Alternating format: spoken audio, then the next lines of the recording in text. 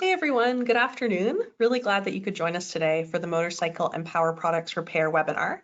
My name's Megan McDonald. I'm one of the student recruitment coordinators here at the college, and I will be one of the hosts today for the webinar. So the plan today is we're going to cover a lot of the exciting highlights of the program. I have a faculty member from Lunenburg campus who will be joining in a few minutes to share some information. And for everyone who's watching at home live right now, there will be ways for you to ask questions and get those answered while we're going through all of the information today. So I wanted to get started off this afternoon with a couple of important acknowledgements. The first one is a land acknowledgement. NSCC is located in Mi'kma'ki, the unceded territory and traditional homeland of the Mi'kmaq Nation. Our relationship is based on a series of peace and friendship treaties between the Mi'kmaq Nation and the Crown dating back to 1725. As treaty beneficiaries, we recognize that we're all treaty people. The next is an African Nova Scotian acknowledgement. NSCC recognizes the African Nova Scotians as a distinct group who arrived here 400 years ago. From that time on, they've contributed to the infrastructure and economic wealth of the towns and cities they helped to build, but from which they could not benefit. Let us learn more about how our respective communities were shaped by the historical contributions of African Nova Scotians to Mi'kma'ki. So if you are right now watching this webinar live on March 1st and want to send in any questions, please do. We've got a function set up through the GoToWebinar software where there's a little question chat box, which looks just like what I have here on the screen. That's where you can type in any questions that you have, and we'll make sure to save some time at the end to answer those. If you have any questions after today's session, or maybe if we have so many questions we don't have time to answer them, I'd want you to send them to us via email so we can get those answers to you. The email address for the recruitment team is on screen now. It's recruitment@nscc.ca, and I'll make sure that I share that again at the end of the presentation. Now, this webinar is being broadcast and recorded live today, March 1st, 2024. So if you're watching a recording of this in the future, sometimes there can be changes to a program, and I'd encourage you just to double check the program page at nscc.ca just in case there are any updates to that information, tuition costs, location delivery, things like that. It's great to just check back and cross-reference that with all of the information that we're sharing today. So let's get started with a map of Nova Scotia. Here we are. The province of Nova Scotia, where you can see NSCC is all over the place. We have 14 campuses, including an online eCampus. So for the program we're talking about today, Motorcycle and Power Products Repair, we're focusing on one campus location. This is where the program is being delivered. It's at the Lunenburg campus, which is in Bridgewater. So when you're looking on the program page, under the locations and availability section, you'll see that Lunenburg is the sole campus where the program's offered. Here's a photo of it. Beautiful space right downtown in Bridgewater. So I'd like to invite faculty member Barry Croft on to join us now. Barry is faculty at the Lunenburg campus in the Motorcycle and Power Products Repair program, and we'll be sharing lots of information today. Hey, Barry. Hey, Megan. Hey, thanks so much for popping on. Not a problem. Happy to be here. Barry, do you want to start off just talking a bit about the program, giving us an overview about what things look like? Sure. So the program, it's a one-year certificate program. We have it here at the Lunenburg campus, which is actually located in Bridgewater. We start off with everything from basic shop and hand tool education and having the students become familiar with the safe use and proper use of shop and hand tools. Many students, when they enter into this program, literally have never been inside a service department or in a repair shop before. So this is entirely new. So we start with everything for the person that has zero experience, all the way up to the do-it-yourselfers that come in and enter into the program prior to enrolling. So it's something here for everybody. We try and establish a comfort level and a comfort zone and a safe work environment right out of the gate. In your first semester, we're going to start with basic hand and shop tools. We're going to start with business and workplace procedure as it's related to this industry, the power sports industry. Then we're going to move on. We're going to talk about two-stroke and four-stroke engine technologies. And then from that, once we have that foundation established, we're going to move all the way into engine overhaul. So that takes us to Christmas. Yeah. From there, we move after Christmas break. We move into some more information. We get a little deeper into things, and we work on fuel and emission systems. We work on electrical systems, which is what we're currently at now. We do transmissions, clutches, and then we do drive lines, brakes, and suspension systems to wrap it up.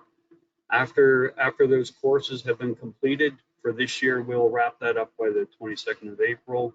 The students will all enter into their 5-week work experience or work term period prior to graduation. That's it in a year. There's a lot going on in a short period of time. But the students, they get really involved in the shop. They have a blast. A typical day, just to touch on that, we spend about 50% of our time in the classroom and 50% of our time in your second classroom, which is the actual lab or the workshop area. So we split your day. We do the theory on new information, and then we put practical application to it in the second part of the day. So that's it in a nutshell. Great. That was sort of making me think about a conversation you and I were just having before we went live that kind of had to do with admission requirements. If anyone's kind of curious what those look like for this program, we need to see that you have your high school diploma or equivalent at minimum. An equivalent could mean GED. It could mean that you've written the free test, the TOEFL test that NSCC offers to meet that high school equivalency, or you might be applying with college experience, university experience, etc. All of that works. And so even though there aren't specific high school courses that we need to see you have taken or specific high school grades you need to have achieved, Barry, are there any high school kind of subjects that you see really transferring in an important way to work in the shop? I'm thinking math, for example, might be important. Yeah, math, workplace math. I know there are different math programs. The focus is different on different programs in the high school. If you can focus on a work-based math or trades-based math, that would be awesome. But certainly try and get a foundation in math for sure. The other one that people seem to overlook, but is super important, is English and comprehension skills. You want to focus on that stuff because in your core program with me, you'll be doing a business and workplace component, and in related subjects, we haven't touched on that yet, but you'll also have a second instructor who delivers a related subjects or trades-based related subjects content. And there's a lot of that. There's resume writing, there's cover letter writing, there's documentation of repair orders, all that sort of thing. So being strong or having a solid foundation in both math, sciences, and the comprehension English language skills, awesome. That's going to help you a lot. Yeah, for sure.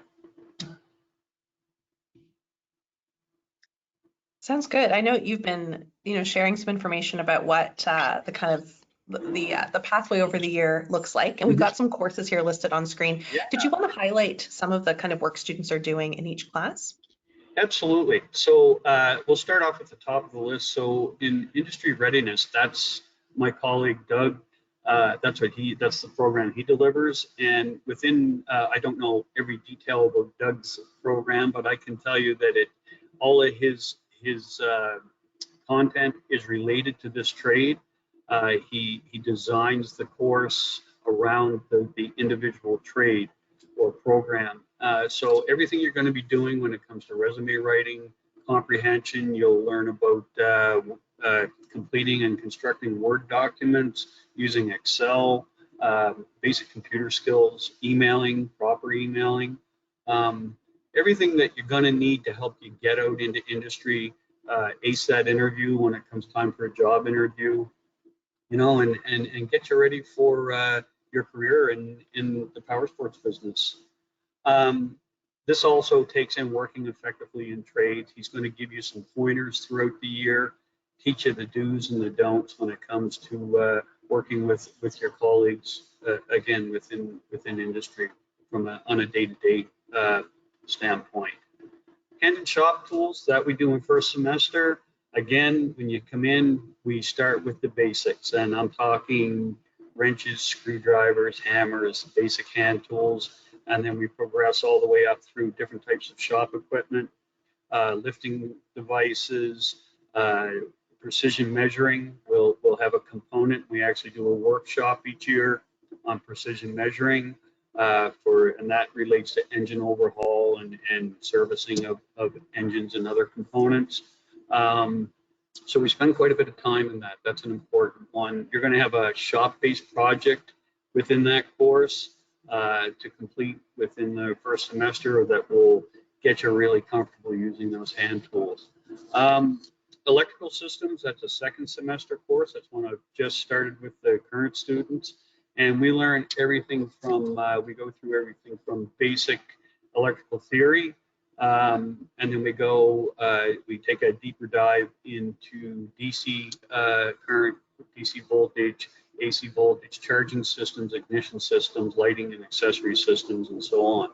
So that's the one that the students tend to be most nervous about, I guess, at the beginning of the year. And by the time they're at midpoint in electrical, they're having a blast and using test equipment and whatnot. So that's a really enjoyable course for everybody.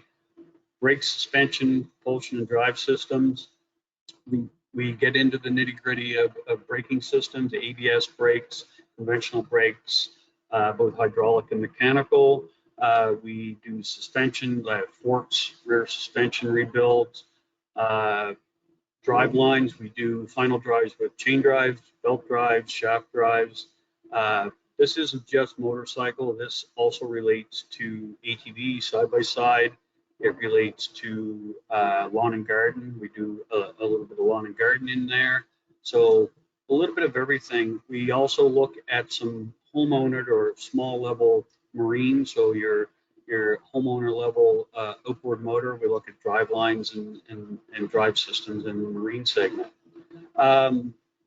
Fundamentals of two-stroke and four-stroke engines. Again, that's a first semester course, and we learn what makes them tick.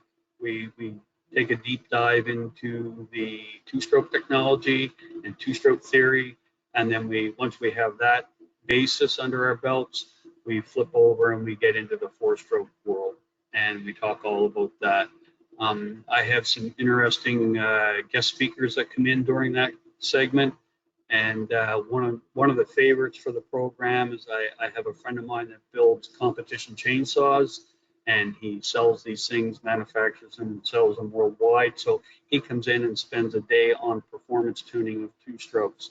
So that's a lot of fun. Everybody enjoys that.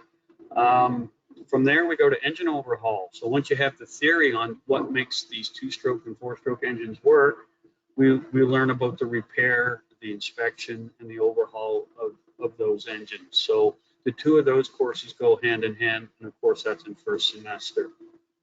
Transmission and clutches, that's second semester. We've just completed that course, and we dig into everything from ATVs, motorcycles, lawn tractors, all types of transmission and clutch systems.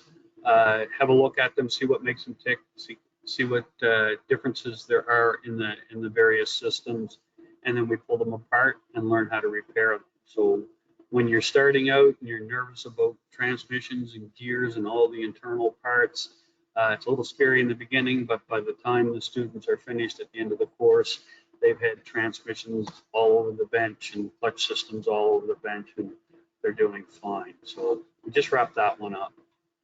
Fuel and emission systems, we do everything. We start off with basic theory, and then we build our way up through all the various types of carburation, and then we get into EFI systems, and eventually we wrap that course up with emission systems, because that's becoming a major part of the modern motorcycle, ATV, and even lawn and garden equipment.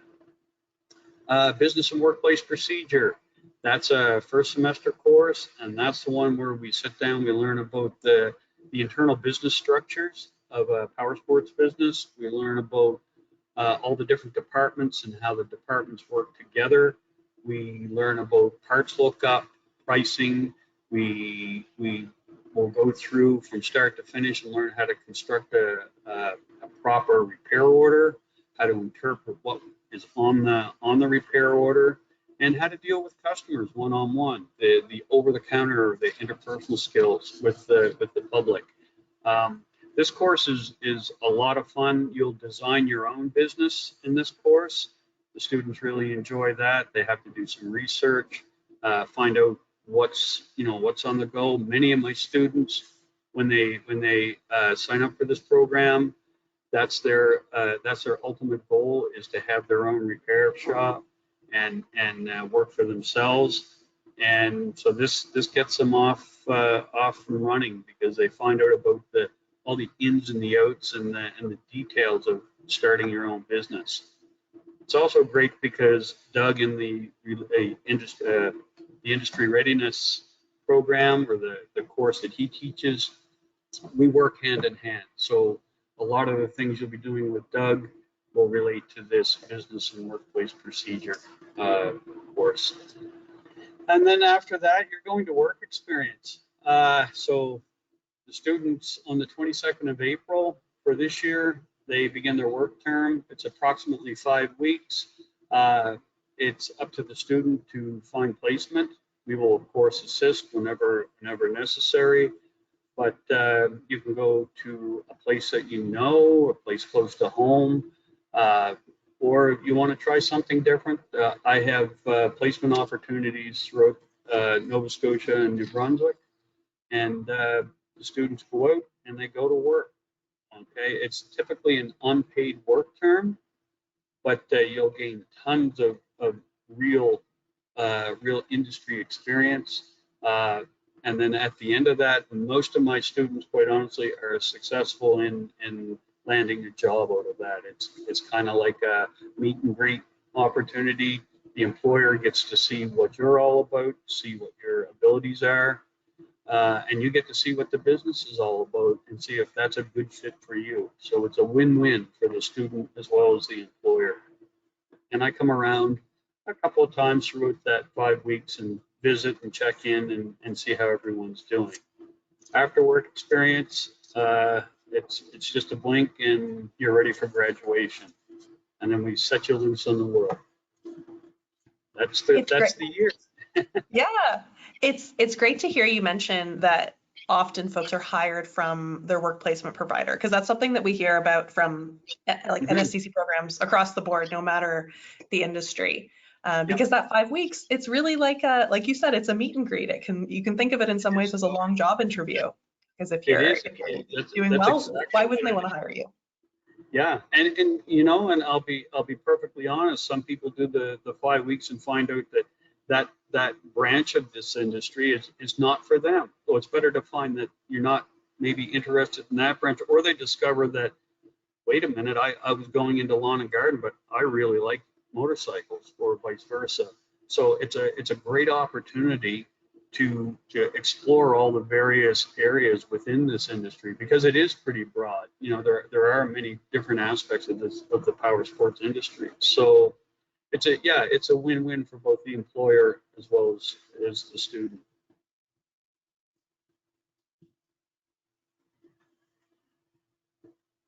Barry, can you share some examples of the kinds of roles then students are ending up in as they graduate? You mentioned that some folks end up being entrepreneurs, and of course the scope of the types of engines, vehicles that folks can work on. What are you seeing your grads do? My grads are all over the map, quite honestly. I have grads working in the US. I have grads working in Fort Mac, and all across the country now. It's pretty neat to talk to former grads and see how they've progressed. But I have people in the lawn and garden industry. I have people in the marine industry, and of course the motorcycle ATV industry. And one of the industries that has started they actually approached us a couple of years ago, and we're starting to work more and more with is golf courses. You know, something that was really not in the mainstream, but it is a power sports based, or lawn and garden based industry, and they need qualified techs, and they have some pretty specialized high tech equipment to maintain golf courses. And Nova Scotia is full of golf courses, and they're crying for techs. Okay, and it's a pretty sweet job. Everything is spotless. You have to be on your A game, but there's a demand for qualified techs for golf course maintenance now. So that's just another avenue that we can explore. Marine, certainly. There's a ton of marine in Nova Scotia. So if you enjoy boating, marine-based activities, that's certainly an avenue you can explore. I have students that had started out in the lawn and garden and have made a complete flip-flop, and now they're in the motorcycle business. I had a grad last year that he wanted to work in an ATV shop. That was his focus throughout the year. He loves them, and that was super. But unfortunately, when it came time to do his work term, he wasn't able to secure a position in an ATV business, but he was able to secure a position in a lawn and garden, or a tractor business. It's actually a John Deere dealer. And so he did that, and now he's working on subcompact tractors, lawn and garden. And I asked him, I was speaking with him a short time ago, and I said, what do you think? He goes, I'm never looking back. I love this. So it's just a total surprise for him, but a good one. So there's all different avenues. I have people in management now, service writers, parts managers, parts personnel.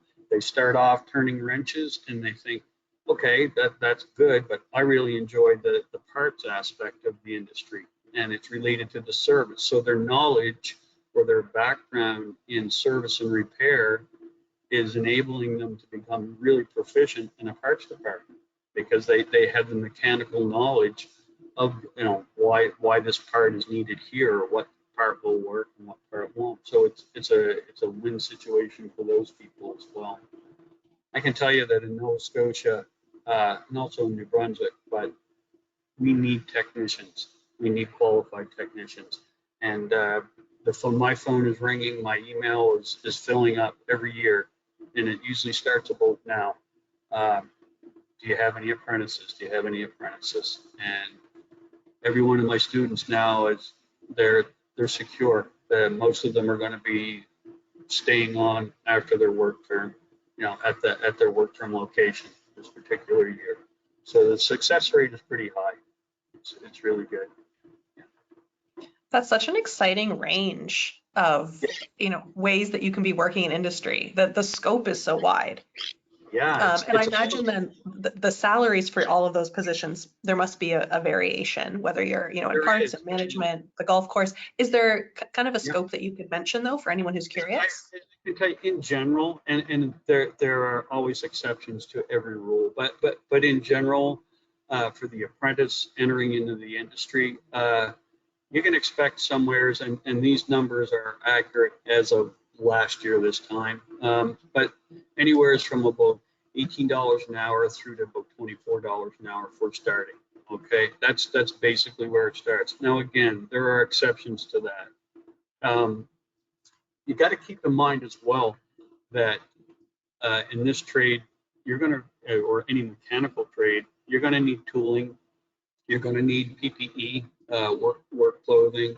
There's all sorts of extras that you might not think about at the time you enter into the program.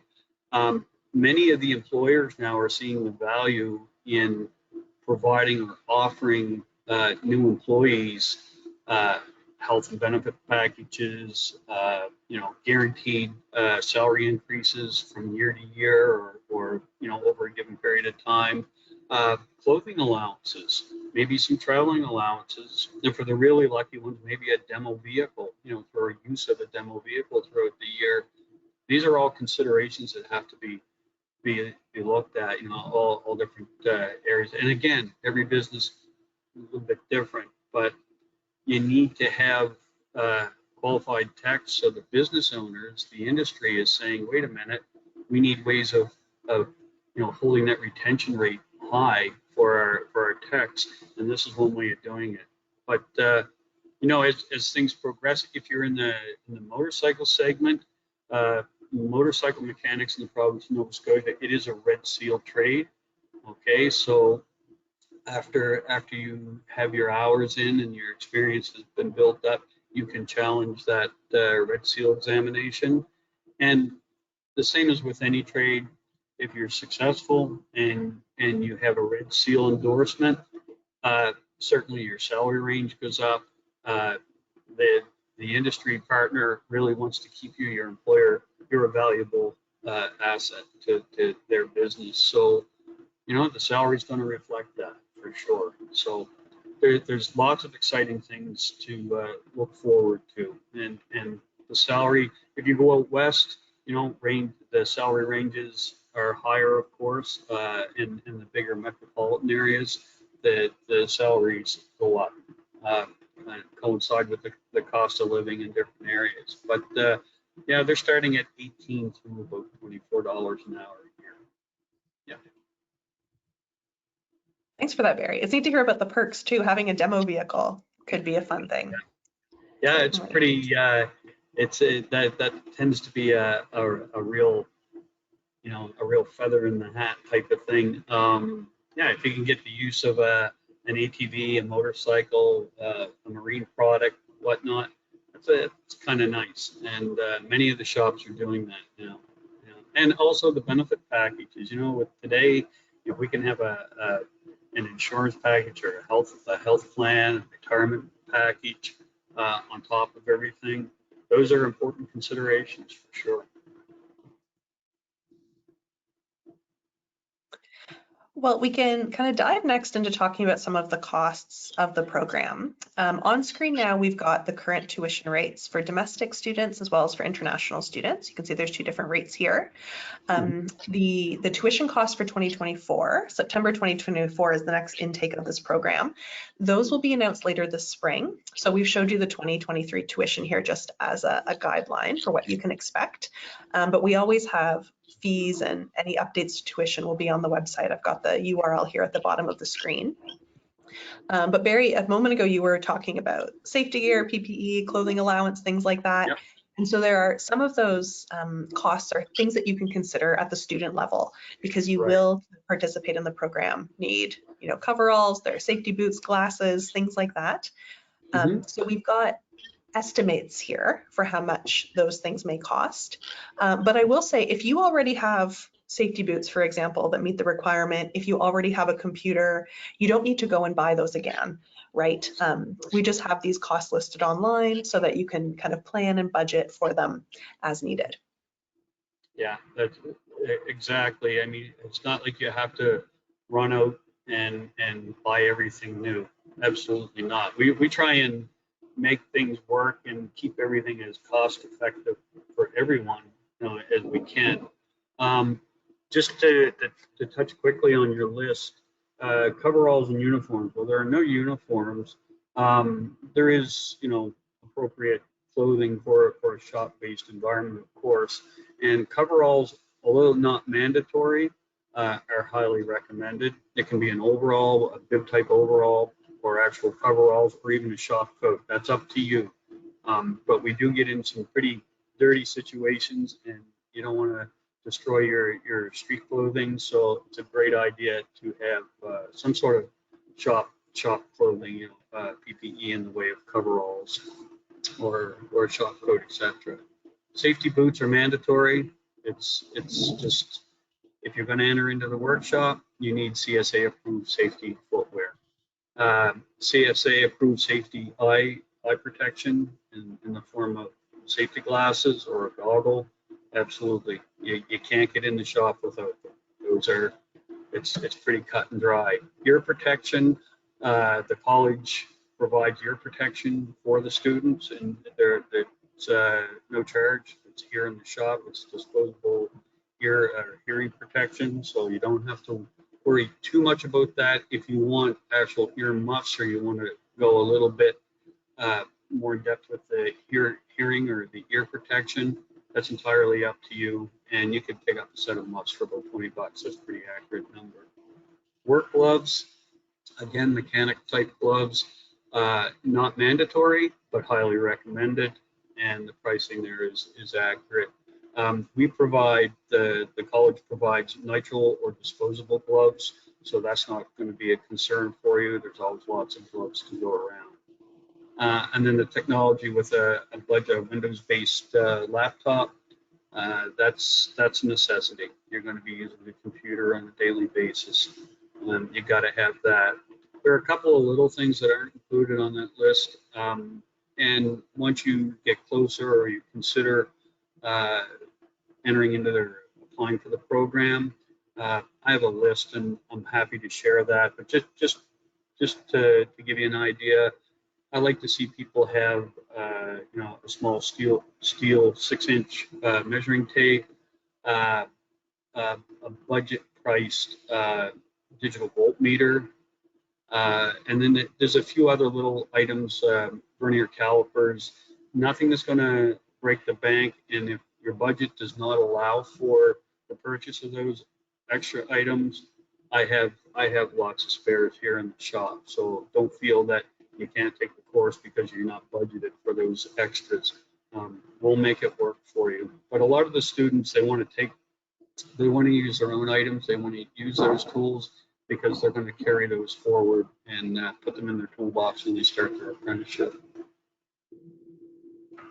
And if you're, looking at the list and you're thinking about all of the purchases to make, know that there are a number of student discounts that are available at stores like Mark's, for example. So even if you're thinking maybe you want to get some safety boots before the program begins, maybe just for your own use, maybe you want to wait until you've, been accepted, have that student number that you could use, because it could save you some money. Absolutely, yeah, it all adds up to make quite a difference, in the big picture. So Mark's has been great, and we have a local Mark's store just down the street, so it's pretty popular. There are some other businesses locally that also assist any of the programs at NSCC. They'll help out with costs for the students as well. Yeah. Oh, that's great.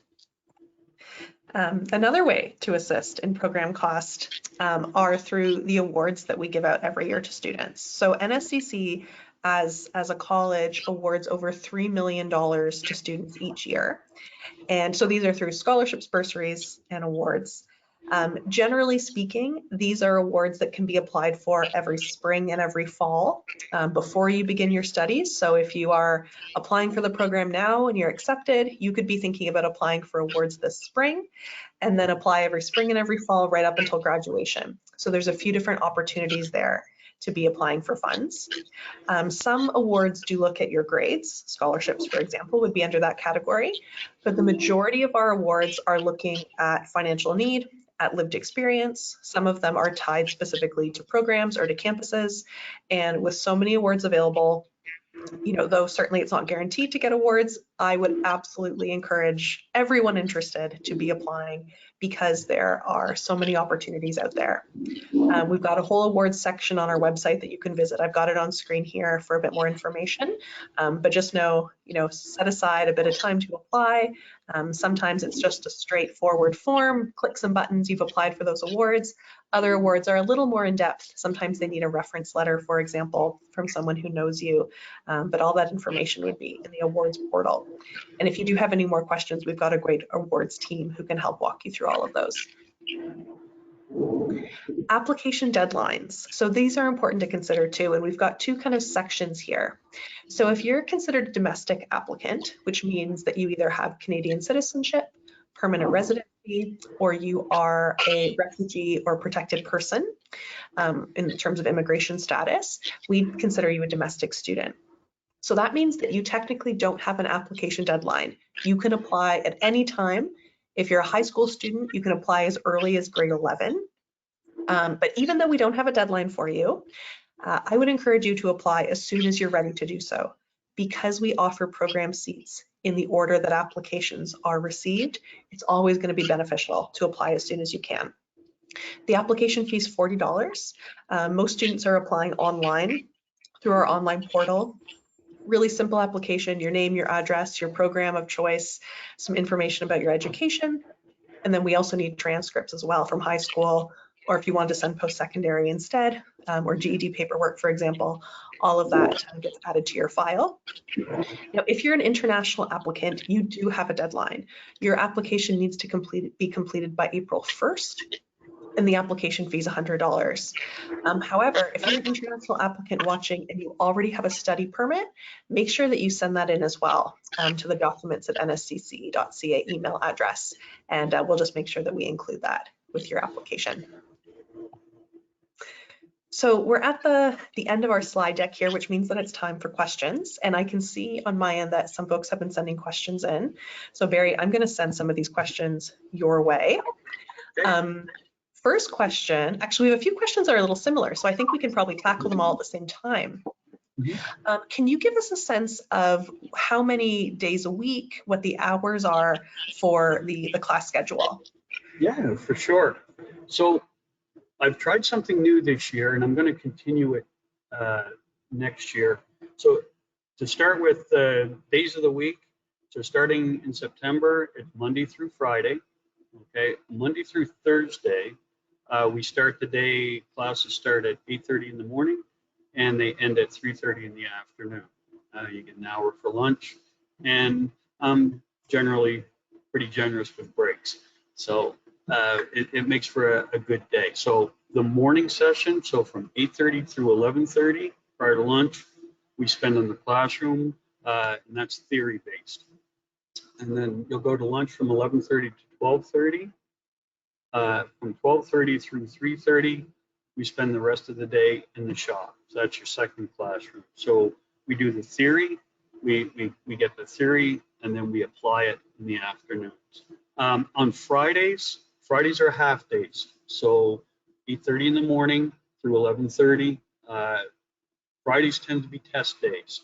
So we do a wrap up of what we've done for the week. And then if it's the end of a chapter or the end of a course or partway through a course and there's a test, we do that on a Friday morning. Spend the rest of the time in the shop doing a wrap up, and then you're off for the weekend. We do, in the first semester, you'll be covering 4 courses at the same time. So it's a busy time. Okay, you're gonna cover hand and shop tools, business and workplace procedures, 2- and 4-stroke engines, and engine overhaul from September through Christmas. At the same time, throughout the year, you're going to have related subjects with Doug. After Christmas, when you come back, we're going to do the remainder of the courses. This year, I tried a 4-day week. We do Monday through Thursday, longer days. Okay, a little bit long. We still start at 8:30 in the morning, but each day is through 3:30 to 4 o'clock in the afternoon. Fridays are off. I did it this semester to help those that are traveling from distance. So if you're traveling from HRM or the Valley or something of that nature, given the weather conditions, it gives you a Friday off, okay, rather than coming in for a half day. That could continue next year. We'll just see what it looks like as far as where my students are coming from, traveling distances and whatnot. But in second semester, we're going to be covering 1 course at a time. So it will start with fuel and emission systems, go to clutches and transmissions, onward to electrical, and so on. We'll do 1 course at a time because the content is a bit heavier and there's a lot of shop based material to cover in those courses. So that's it in a nutshell. Yeah, so 8:30 in the morning is launch time, and we go through to 3:30 in the afternoon. Right, so no evening courses, and no online components. It sounds like everything will be in person. Yeah, everything is in person. The only time I do an online component, when we have a snow day, we've had a few this past winter, so in the event of a snow day, or you know, if you can't get in, snow days is it's a good opportunity to do an online theory class. So everybody is hooked up, connected via Teams, and I will do a Teams theory session from home. And so it's snowing outside, but before you go out and shovel, we get to do a few hours of theory, and we don't lose that time. Because time is really valuable. We have a lot of material to cover in the time that we're given for the program, so I make good use of it. It works out well.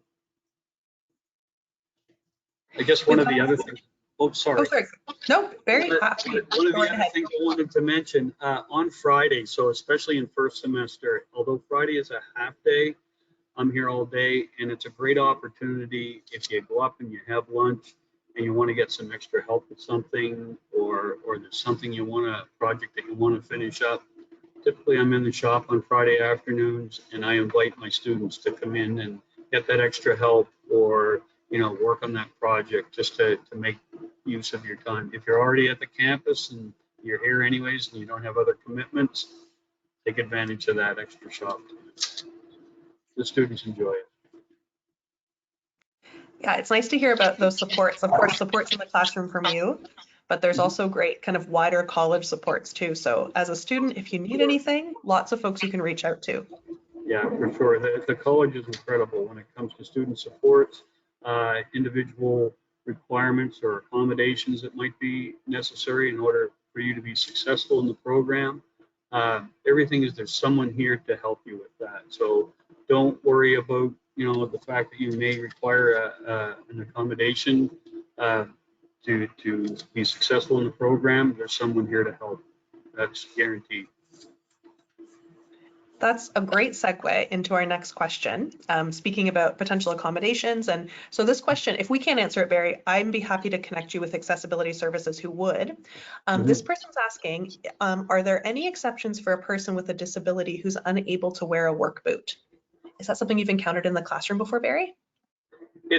Yeah. I've not had to. I've had that question asked in the past. And if you can't wear a work boot, there are protectors or covers that are available for street shoes, we'll say, or for casual footwear. And I think, given as long as we had some sort of documentation whereby stating, from a medical professional stating that you couldn't wear traditional safety boots or CSA approved footwear, we could accommodate in using these protectors or these covers to help you with that. Yep. There's a way around. Yeah, no, that's wonderful to hear. And I'll mention too, to anyone who is an individual who identifies as having a disability of any kind, when you're applying, there's a box on the application where you can self-identify. I recommend tick that box for a couple of reasons. It might identify some awards that you might be eligible for, so that could be helpful in terms of funding. But it will also alert our accessibility services team to get in touch with you before classes start. So that can just mean having a chat to talk about what kind of supports might be helpful to get set up for you before you begin. It might be looking at different types of equipment, for example, that could be helpful for you. They also might be able to access some funding to help get those kinds of things going. So tick that box, and that can get that conversation in. Yeah, for sure. That's really important. I'm so glad you mentioned it, because each year we have students in all programs with need for accommodation, and the team is great. Everything is in place for them to help them be successful. Yeah. And at a campus like Lunenburg, for example, which is one of our sort of smaller campuses, I would imagine that, I know when I visit, I feel like everyone knows one another. Students can really get a chance to know, of course, faculty, but, all the student services advisors, accessibility services. It's a really friendly team to be able to work with. It's a small group, but we're pretty closely knit. And, the student services folks, they'll pop in, announce sometimes, unannounced other times, just to make sure everybody's doing okay. If you have any questions, concerns, and that's great. Everybody gets along. Yeah, the student body as a whole, it's a smaller campus, so everybody is really tightly knit. and the faculty and the support staff, everybody's here to help out, and it's really nice. It's really nice. In terms of class size, Barry, how many students do you normally have in your class So each year? my program maxes out at 20 people. Okay, and we fill up. So and I'm told by my manager that we're filling up quicker this year than we have last year. So if you're considering this, I'm not trying to, give anybody a push, but all I'm just saying is it's filling up. So if you're thinking about it, it might be good to dig a little deeper, if you're being serious about applying for the program. So we have 20 people max. Currently, I'm down to about 12 people that are going to graduate, I would say, this year. It varies. It can be 15, 18, whatever. It varies from year to year. Some students have to leave the program for personal reasons, financial reasons. It's all over. Life happens.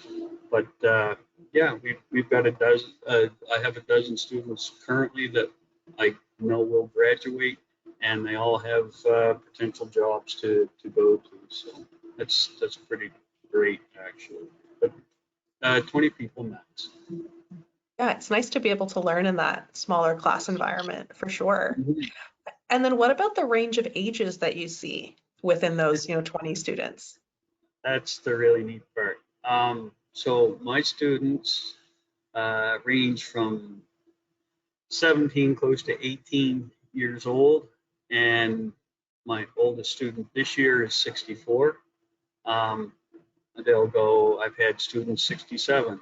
So it's all over the map. I have people that have been out working for years. I have people and have retired and want to do this for their own personal knowledge.